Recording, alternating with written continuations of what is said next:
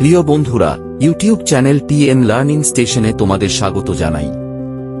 আজ আমি তোমাদের জন্য নিয়ে এসেছি আসাম মানচিত্র এবং সেই সঙ্গে এই রাজ্যের বেশ কিছু গুরুত্বপূর্ণ তথ্য যা তোমাদের জ্ঞানকে সমৃদ্ধ করবে। আসাম ভারতের উত্তর পূর্বাঞ্চলের একটি সুন্দর ও বৈচিত্র্যময় রাজ্য। প্রাকৃতিক সৌন্দর্য, চা বাগান, ব্রহ্মপুত্র নদ, ঐতিহাসিক স্থাপত্য এবং সমৃদ্ধ সংস্কৃতির জন্য আসাম বিশেষভাবে পরিচিত। প্রথমেই জেনে নেওয়া যাক আসামের মোট আয়তন কত।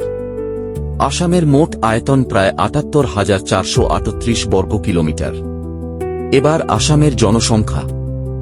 ২০১১ সালের জনগণনা অনুযায়ী আসামের মোট জনসংখ্যা ছিল প্রায় ৩,১২,৫৫৭৬ জন। আসামের সাক্ষরতার হার প্রায় ৭২.১৯%। এবার আসামের প্রশাসনিক ব্যবস্থা সম্পর্কে জেনে নেওয়া যাক। বর্তমানে আসামে মোট ৩৫টি জেলা রয়েছে। এই জেলাগুলি বিভিন্ন প্রশাসনিক বিভাগের অন্তর্গত। আসামের অন্যতম গুরুত্বপূর্ণ শহর এবং রাজ্যের রাজধানী হল দিশপুর। দিশপুর গুয়াহাটি শহরের মধ্যে অবস্থিত। এবার আসামের কয়েকটি বিশেষ পর্যটন কেন্দ্রের কথা জেনে নেওয়া যাক।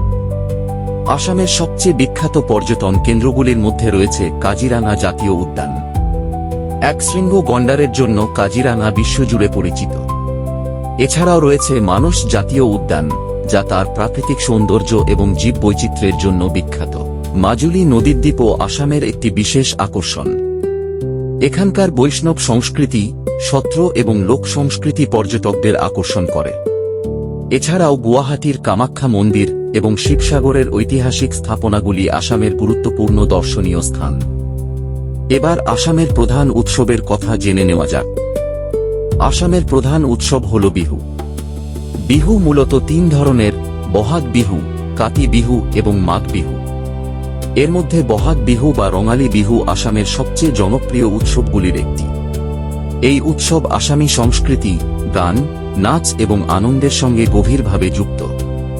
এবার আসামের প্রধান কৃষি সম্পর্কে জেনে নেওয়া যাক। আসামের প্রধান কৃষিজ ফসল হল ধান। এছাড়াও চা, পাট, সরিষা, ডাল, আখ, আলু, বিভিন্ন ধরনের ফল এবং শাকসবজি উৎপাদিত হয়। আসামের চা সারা বিশ্বে বিখ্যাত, তাই চা শিল্প আসামের অর্থনীতিতে অত্যন্ত গুরুত্বপূর্ণ।